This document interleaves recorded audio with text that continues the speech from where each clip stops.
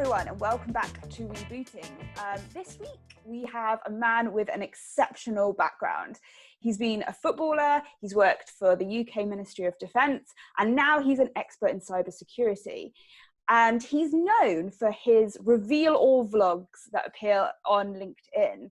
I am, of course, talking about Ian Murphy. Welcome, Ian. Thanks, Lisa. Good to be here. I think. You're not sure where this interview is going to go yet, so you might not thank me. Thank me at the end. We'll see what happens. So one of the first questions that I always ask all of my guests is, how would your family describe what you do you think? They have no idea. Not one single clue. I still find it difficult. I'm kind of the guy who works in IT. I'm kind of the guy who they come to with their IT problems. It was almost the same when I did my apprenticeship as a mechanic. I was the guy they came to with their car problems. They didn't understand I worked on bigger diesel engines than the smaller car engines. Right. So my family just think I do stuff in IT. Yeah. Your route into cybersecurity has been quite unique. And one of the things that I really wanted to ask you about, which I think is quite topical, especially at the moment, is you obviously you've done apprenticeships, but you've also been to university and you've studied at university.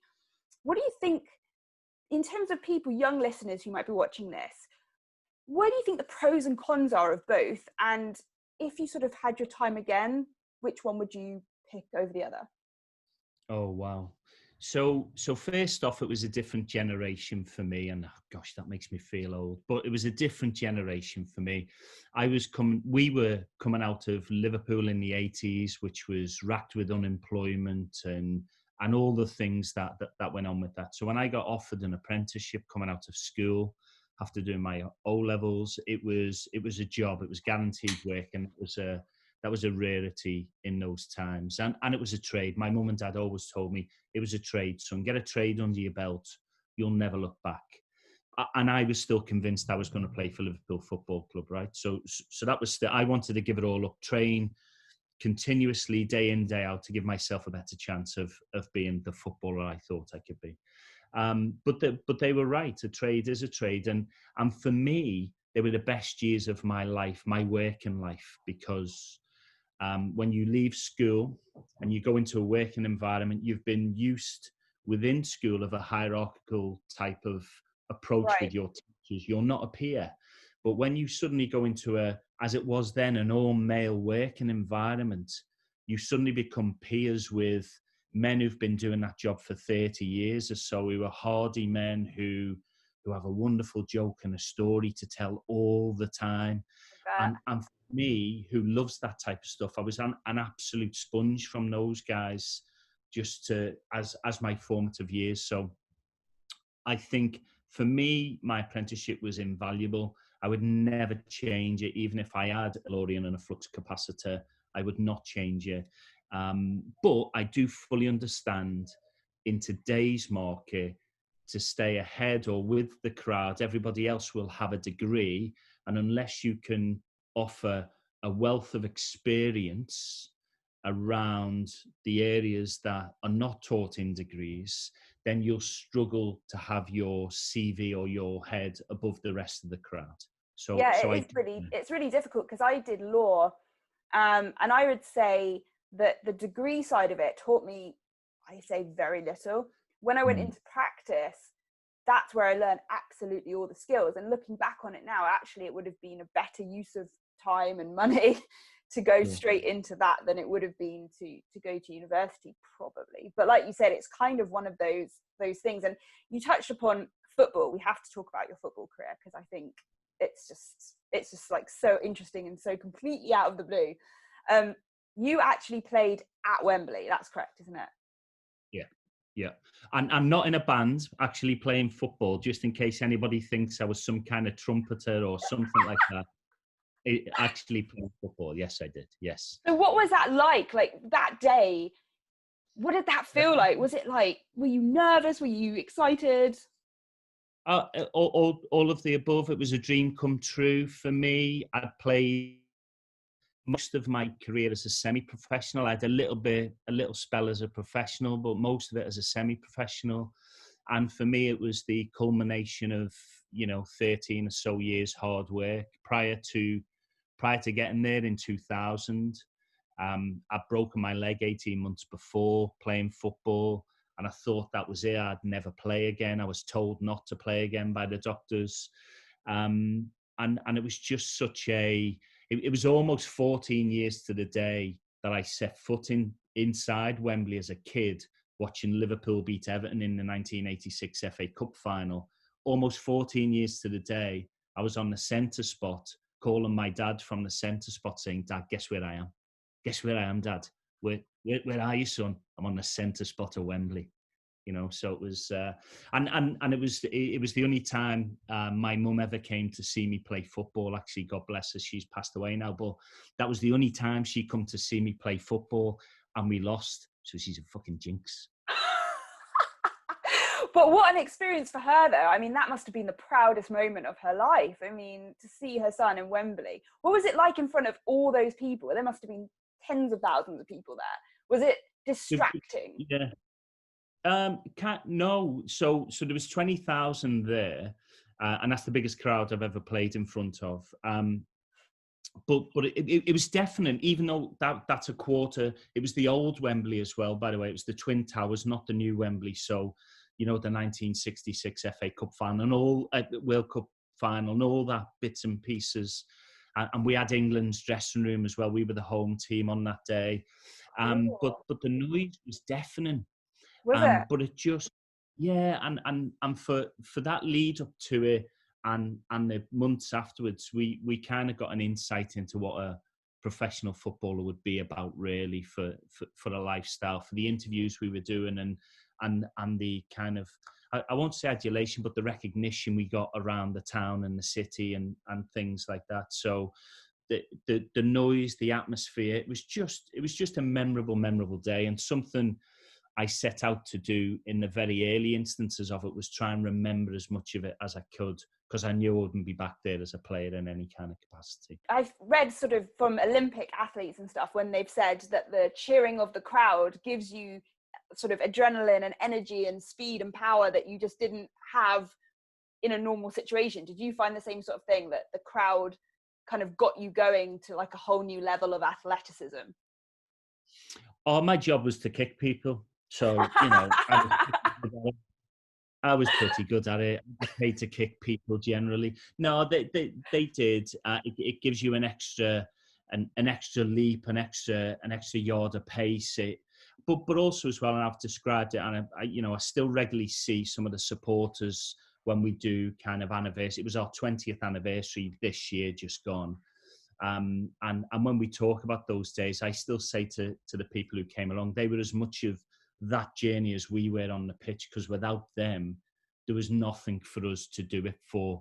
They cheered us on, they supported us, and they're the ones turning up on a wet Tuesday evening in Bristol somewhere where we're playing when there's only 400 people there and it's not a glamour tie, so they were the real important people in that. We just came along for the ride, so to speak. It's just such a unique experience, and I've always wondered, sitting in the crowd, what it feels like to be on the pitch. So it sounds like it's actually as good as you imagine it. But we saw it, sadly, certainly in this country, we can't talk about football in the UK without sort of eventually, I guess, discussing an event that remains probably the worst disaster in British sporting history, and a display of negligence and tragedy that shook society for years and is still shaking society. And this is, of course, the 1989 Hillsborough disaster. And British viewers, you'll all be very aware of the events that sort of shook that day. But for those of you who are sort of unfamiliar with it, there was a football semi-final between Liverpool and Nottingham Forest. And the stadium where this took place had two standing pens, one of which was called the Leppings Lane Stand. And this was allocated for Liverpool supporters.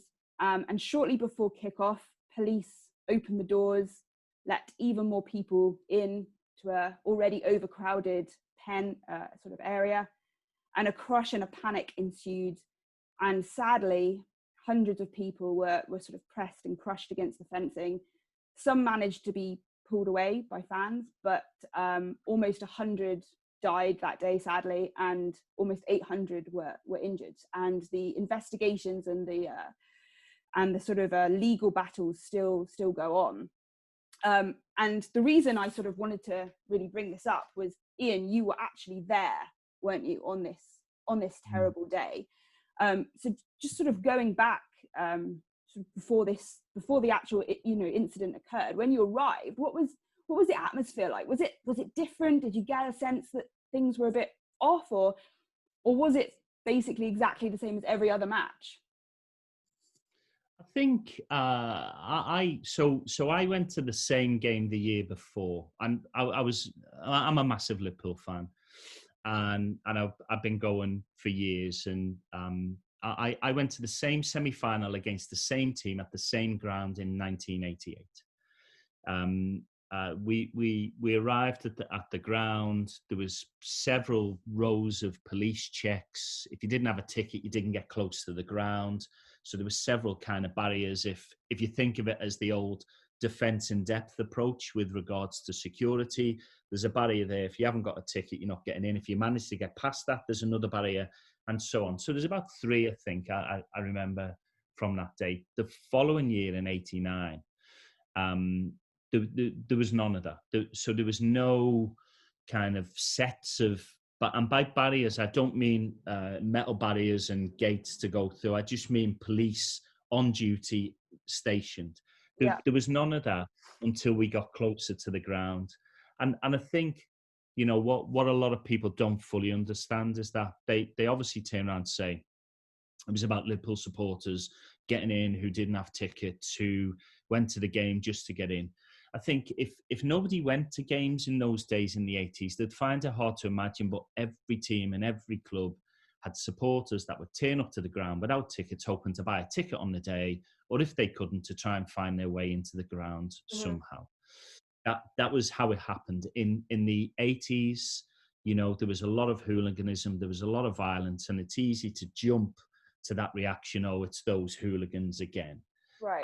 And I kind of sympathise and understand a little bit in the very early days why people would initially think that, because it was an endemic. I think UEFA at the time called it the British disease, and totally ignoring all the violence that went on European grounds, by the way. But they called it, the British disease at the time. And we were treated as such. We were treated both inside and outside of grounds like cattle, like or almost as if you were expecting violence and things like that, So the way people were herded into grounds and the way they were taken away from grounds, it was, in fact, that was the first time I'd ever seen a horse was at a football match. Really? You don't get to see, you don't get to see them on the streets in Liverpool unless it's got a policeman on the back of it, So we left to go walk to the ground as we would normally do, with about 25, 30 minutes to go before kickoff. And there was just pandemonium at the ground. There was just so many people there.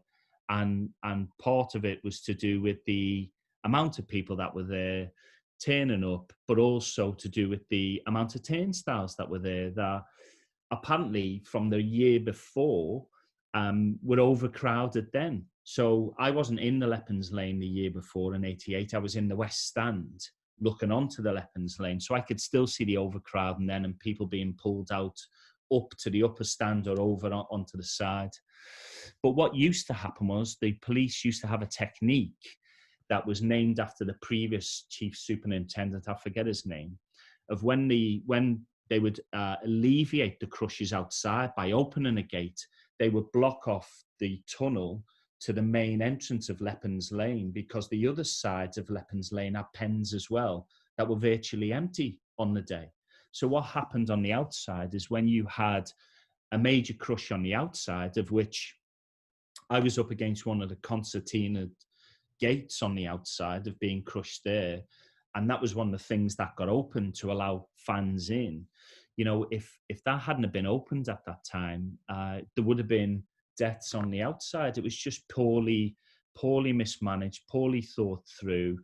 And then when people got on the inside after opening that gate, the activity that they used to do, the police, they didn't enact that year in sending the fans around to the side, because that superintendent or chief constable, I can't remember his name, as I mentioned, he was relieved of his duties earlier on that year, and the new guy in charge was put in who had very little experience in police and match days, so he knew nothing of these activities and these techniques, and they were there to protect fans, really. They were there to protect them, and what happened was just the worst footballing disaster in this country. I was one of the first ones through the tunnel, and you just head for the tunnel, because at the end of the tunnel you can see the grass and you can see the game going on, and you just want to see the game. So me and my friend were one of the first ones through it.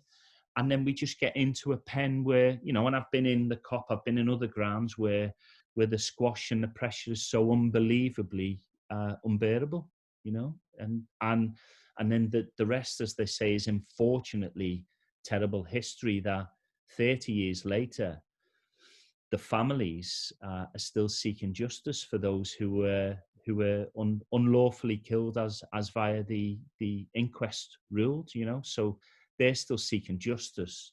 That's the bit I can't comment on, because that's ongoing, that type of stuff. But nobody expects to go to a game and not come back, right? No. I was a 17-year-old kid, and there's no mobiles in those days. There was no, so my parents didn't know. Right. I was one of the lucky ones until I got back to Liverpool, maybe 7-8 o'clock that night.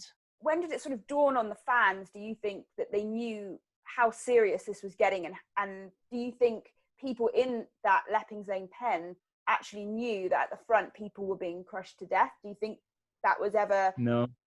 It was just too chaotic, too many people.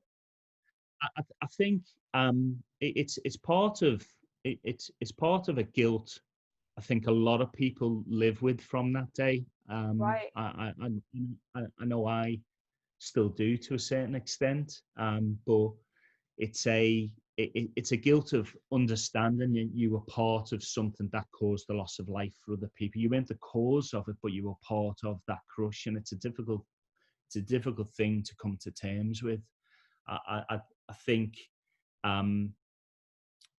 during what was happening, we managed to get up and out over the side, and at the side there was like a gangway entrance onto the pitch.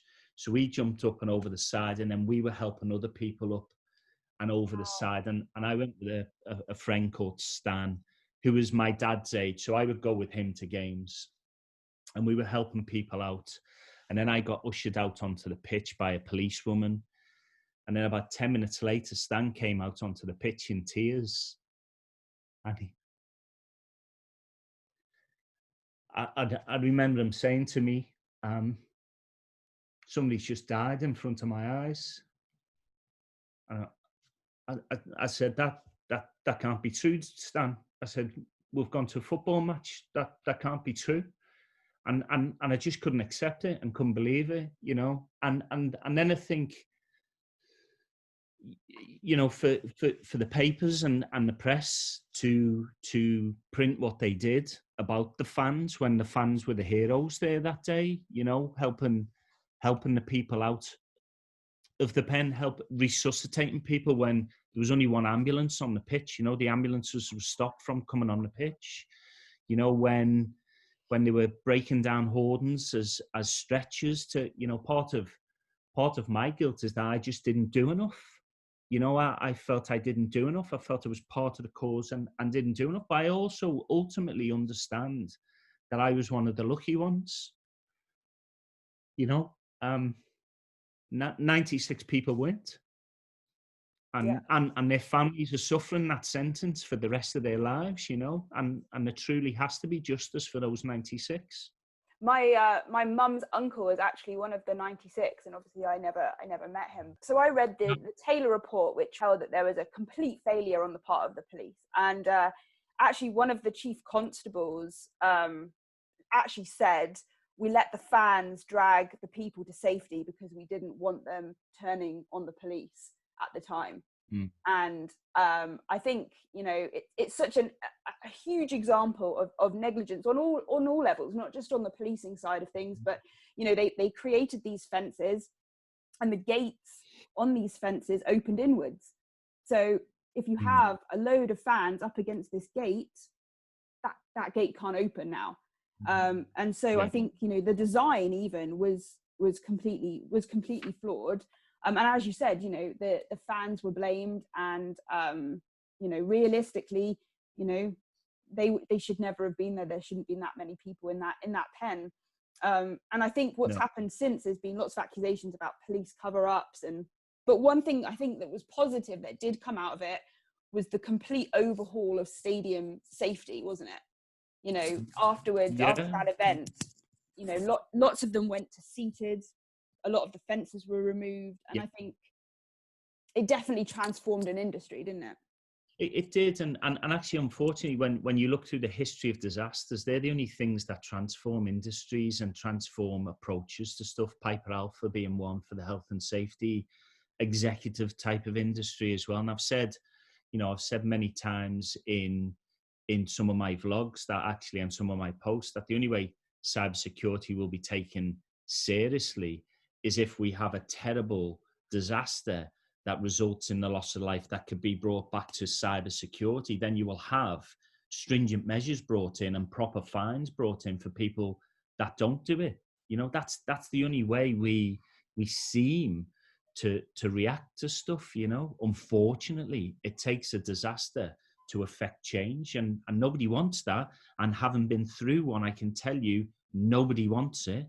You know, I think that's the only way the people who make the rules begin to listen. See, you've been through something that the vast majority of us, thank God, have never been through.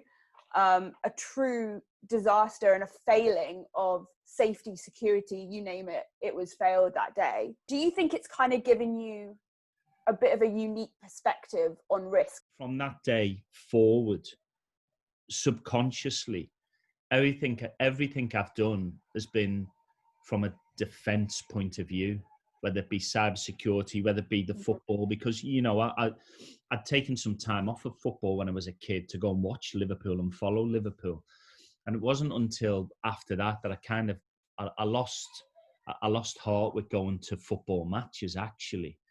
And then I started to play football again. So, you know, playing as a defender there, going into an industry, the Ministry of Defence, and then coming out of that within cybersecurity, again, as providing a line of defence. I think maybe subconsciously there's a role to be played there, and I will always, whenever I'm speaking to people about cyber and about security, I will always try and relate the risks they're taking back to potentially the loss of life that could result from terrible decisions being made, not just some civil servant or some business person who wants to impress their boss by doing something that is inherently wrong to do, you know, because sometimes they have disastrous consequences.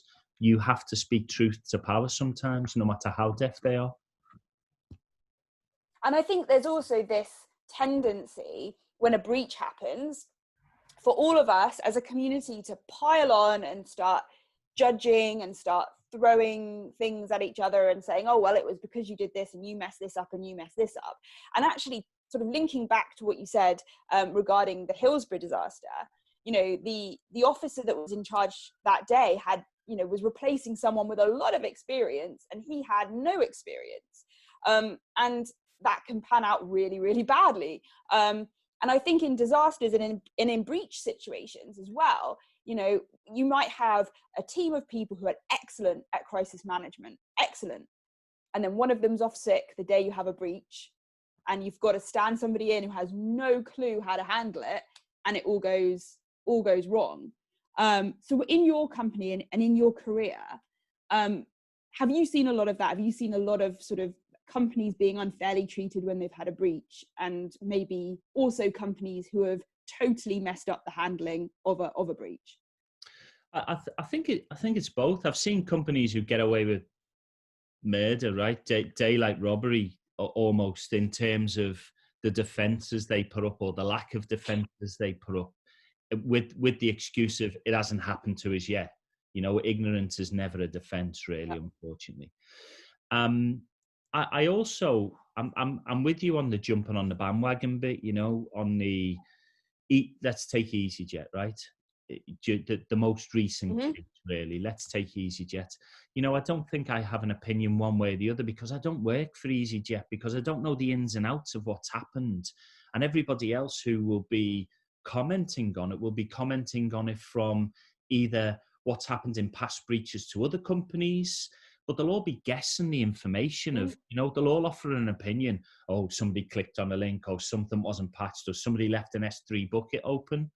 But I think instead of being the people who go, "Ha, I told you so," and point from the sidelines, you know, maybe just extend a bit of courtesy to them, that they're trying to fix something. If it then turns out that there's negligence at the end of this, that people didn't do what they should have done, and they were told that they should have done it, then by all means, you know, take those people to task. But don't jump on that bandwagon initiative. And there's another side to that bandwagon as well. There's the bandwagon that everybody jumps on, and next to it, there's the ambulance that everybody chases, right? That the vendors chase, you know? So you'll get people, you know, phoning up people at EasyJet or whatever, or trying to get hold of, hey, if you'd have had this installed, you'd have, you know, not been done by that, or that. And I think that does our industry no good either as well. So one of the questions that one of our subscribers really wanted to pose to you was, how do you decide, obviously you must have lots of invitations for podcasts, for talks, for all this sort of stuff. How do you decide which ones are worth doing and which ones maybe are not? I have to like the person, right? I have to think that what they're doing is beneficial for both of us. I won't pay for it. So if anybody watches this and thinks, right, we'll get them along to have a chat on this, and we'll charge him X, Y, and Z. No, not a chance. I can tell you where you can shoot that quote. Because, you know, I think we work hard to build our experience, and we work hard to build our personality, and we work hard to develop our own careers. And if people think that by offering me an audience of X in terms of this video thing that's going to cost you $5,000, or I'm going to sit you in front of 10 CISOs for 15 grand, you've got to be smoking some special kind of crack to think I'm going to be paying you that type of money. So one of the other questions that we had was, you have a vlog that you put out on LinkedIn, which I absolutely love. Yep. And it's kind of what I would call a bit of a reveal all blog of the cybersecurity, like take no prisoners kind of vlog. How do you choose the topics? Where do they come from? And how do you kind of formulate your ideas to then put in a video that's really concise and really targeted? So I think my ideas, I sit down and think what other people tell me in private, whether I'm doing customer presentations, or I'm doing demos, or I'm doing presentations at B-sides or stuff like that. People will come up and go, I heard this, or I did that, and I'm like, well, have you told your boss about that, or have you told the vendor about that? And they're like, no. I'm like, okay, fine. That's grist to the mill for me. That's video content worthy, you know. A lot of it is just my experiences, you know. It really is just the stuff I've seen and come across in my career, the terrible sales tactics, the terrible techniques. I hope it's about giving a voice to the people who are fed up of that stuff, who are fed up of the bullshit bingo, who are fed up of the nonsense terms, who are fed up of the marketers ruining a really good idea by adding stuff that just doesn't exist. So a lot of it comes from my own experiences. A lot of it comes from what other people tell me. And then finally, the content and the putting of it together. You know, I've got a great team that make me look windswept and interesting. essentially.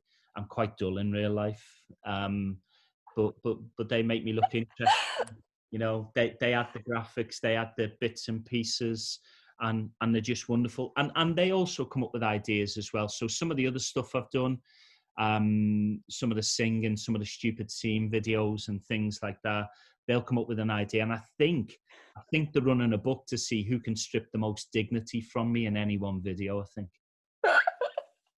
I want to get in on this game, I think this would be fun.